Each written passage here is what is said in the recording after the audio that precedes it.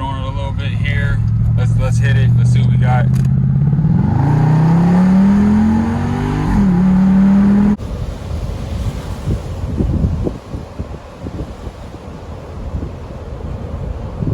Alright, what's up guys? What's going on? Rain regime. Having an issue with the BMW right now. Nothing too big, kind of small. I got the yellow brake light is on. You know, you pull it, you brake up, it turns red, you put it down, it goes away. Well, mine is yellow. We got to figure out why it's yellow. I think I'm pretty sure I know why it's yellow, but we're gonna diagnose it.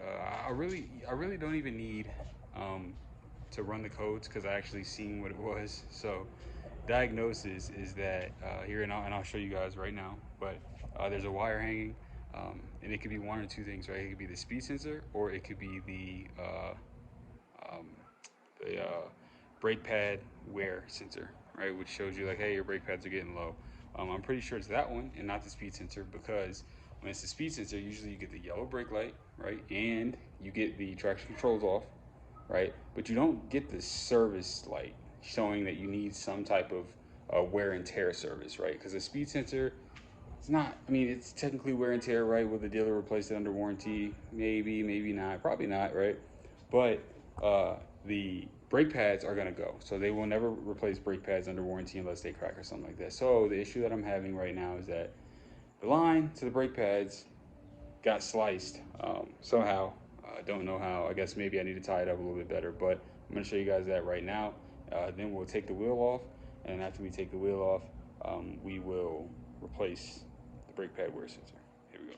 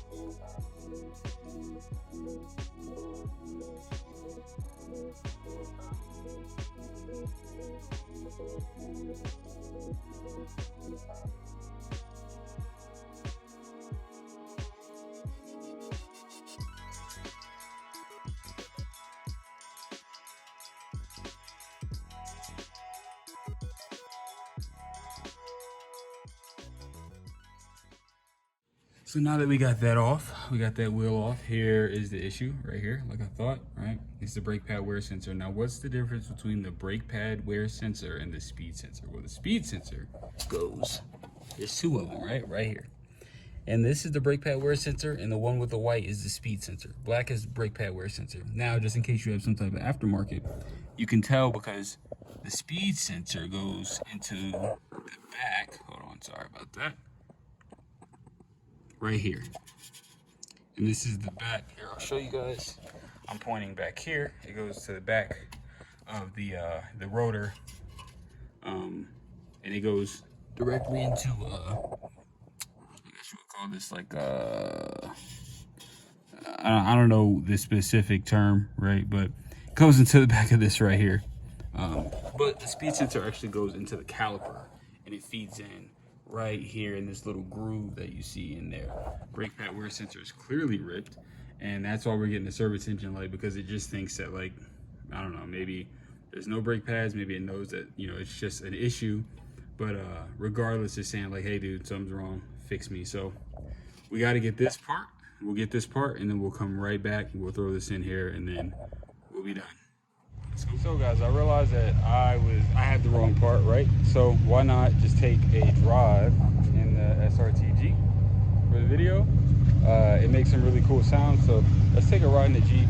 Let's go get the right part. Let's come back, put this part in, and let's hang it up for the day. Let's go, Regime. Let's go, baby. You know, we in here. So as you guys see, I cleaned the lens off a little bit. This car is just like, it's really cool. Like on the inside, it's just really comfortable feel. Makes good noises, you know, for the most part. So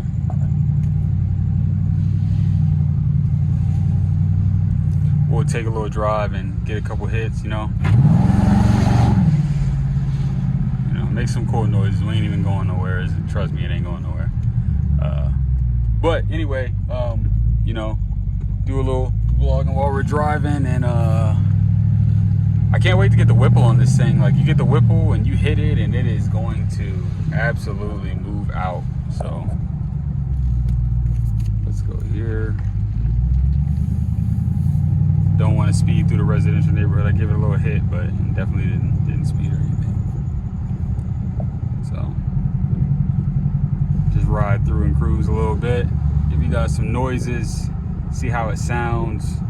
I think it's an absolutely amazing vehicle. Like, for me, it's more of an everyday type of vehicle, because it can tow 7,200 pounds. Let's get into it, right? Let's talk about what the SRT Jeep does, right? Let's talk about what it does. So it can tow about 7,200 pounds, right? Which is really why I picked it. So I could tow, like, when I'm moving, because I move a lot, I could tow my wife's vehicle, and she can ride in the car, my daughter can all ride in the car, and we don't have to take separate vehicles, you know, because that always sucks, having to drive two vehicles from, you know, Texas to Virginia or wherever. But here, let's even throw it in track mode a little bit. We'll have some fun. But yeah, man, I mean, it's a very fun vehicle. So it tows 7,200 pounds, 0 to 60 in 4.4. It's not a track hawk at all. I wasn't really aiming for a track hawk, and obviously, you know, when you drive a car, you kind of start to want more, right? You kind of start to want more than what it actually offers, you know, because the 0 to 60 in the 3.3, I think the Hellcat does in the track hawk. The Hellcat motor does in the track hawk, or I guess the track hawk in general. It's cool, and I kind of want that as far as, and it might be 3.6. I don't know. You can correct me. I'm not a guru on any of that stuff, but it's cool to me because it's an everyday vehicle, man. Like, I can throw my daughter in this thing. We could just drive around.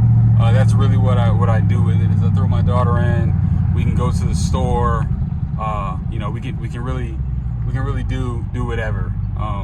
I've driven it in the snow. I got some videos actually I'll post in the snow, driving this thing around, and I mean, like, actual blizzard,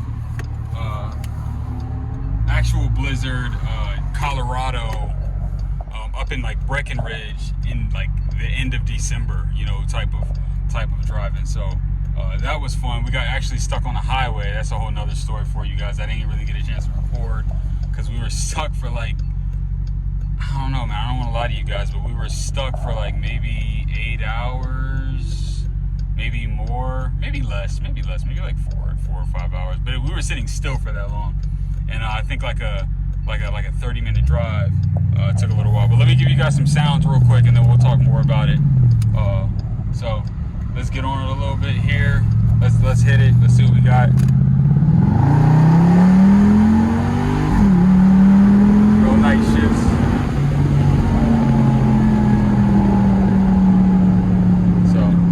Sounds good though. The coolest thing about this is we'll shift up, using the paddle shifters here, but the downshifts, the rev matching is cool. Whoa, down one.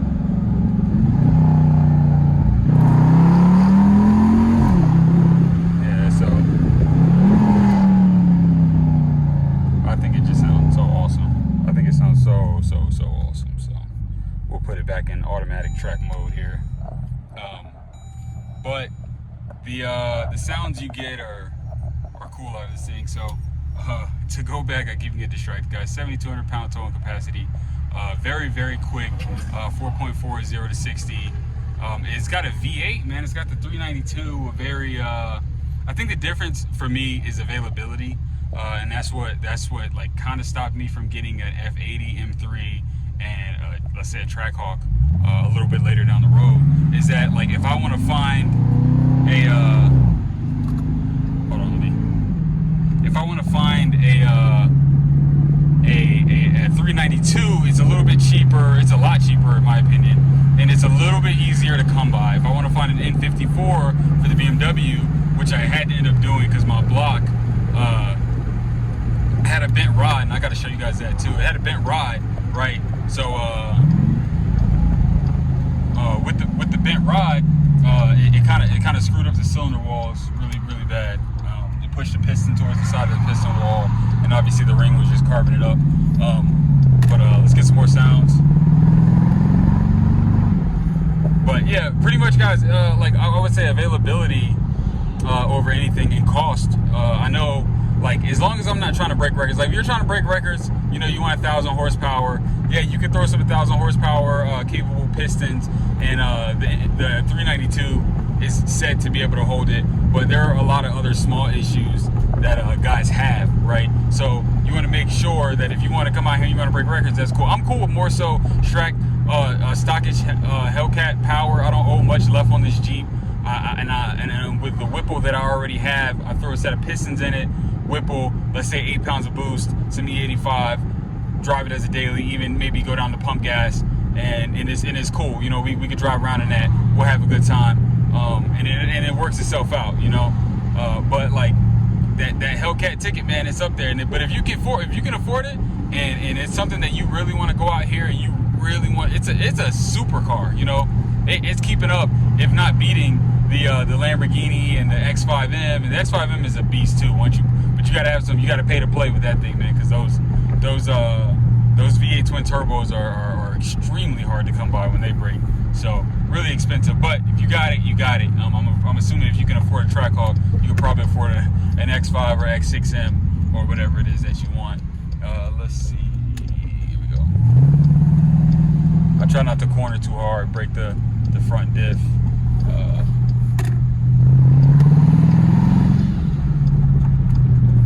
There we go. Let's go. All right, guys, we are at AutoZone. I'm gonna go in here, get this brake pad wear sensor, and then we'll be off and back to the house. And I'll give you guys some. I won't even talk on the way home. Probably what you guys would rather have is me not talking, but I won't even talk on the way home. Give you guys some cool sound clips, and we will go from there, guys. All right, be right back. All right, guys, success. We got it. So let's get in here. Let's get in, and let's do this.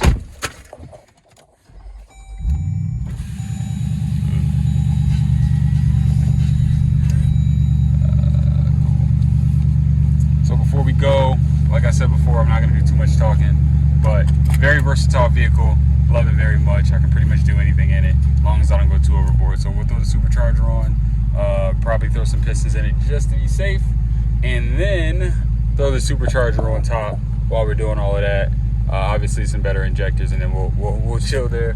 And I know that's a little overboard too, but I love the boost, guys. I love the boost. There's nothing like having boost, you know. Which way I want to go? Let's go this way. Love the boost. All right, I'm done talking. Let's go.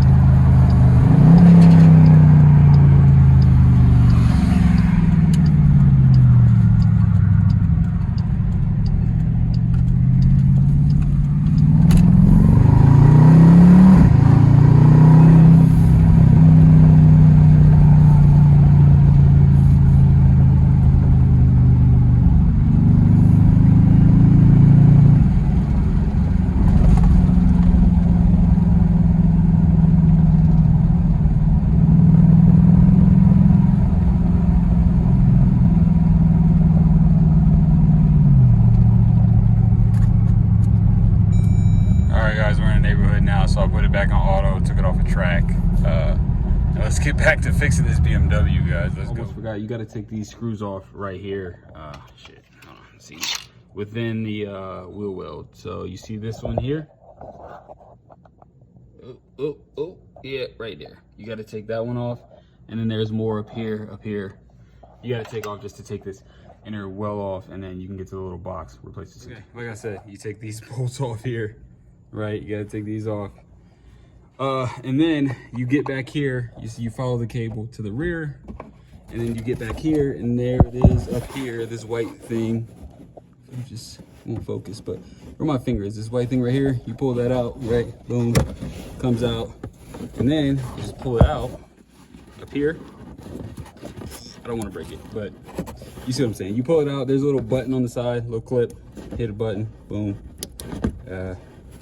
Trying to do it with one hand here just to kind of show you guys, but I can't just put the camera down. But you push this clip in here, pull the sensor out, put the new one in, good to go. Boom, let's do that. All right, guys, so thanks for sticking with me. If you're still here and you didn't just turn it off after you rode in the Jeep, but I broke this clip back here where these things kind of sit in, and I don't know where it went, but there was something that was holding this here. You just clip them together and they both sit in there. But I'm just gonna throw some zip ties on it. You know, zip ties fix everything, you know, even broken hearts. But we will zip tie it together. We routed it through here. I am definitely zip tying this thing, even if I gotta like zip tie it like up here or something. But it's a lot of slack in here. But as you see, it's in there in that gap. It's good, it ain't going nowhere, and then we'll be good. And if you guys see, look at my old video and I'll show you guys how I got these wheels to fit. I just put a grinder to the outside of it, just a little ridges that were right here. It's just like more of a design than it is anything, but put a grinder to it. These are also different calipers, I believe from a 328i, but that's neither here nor there. We're pretty much done, guys. I'm gonna throw the wheel back on, and then that's it. Thank you for sticking with me through this. Boom, there's the wheel, we'll put it back on. But thanks for sticking with me, guys, and please subscribe to the channel. My videos are getting a little longer, and just kind of try to give you guys more of who I am. And also, if my daughter, you know, ever sees this when I'm older and I'm not around for whatever reason, she's able to at least see what her dad liked and, you know, what he enjoyed to do. So, love you to my daughter, love you to my wife, everybody else, and all the people that support my mother, everybody. Appreciate you guys, and hope you guys come back for another video. Thanks, man. I hope I'm helping you guys out too, man. So we'll throw this wheel on, and that's the last time you're gonna hear from me. Rain Regime, let's get it.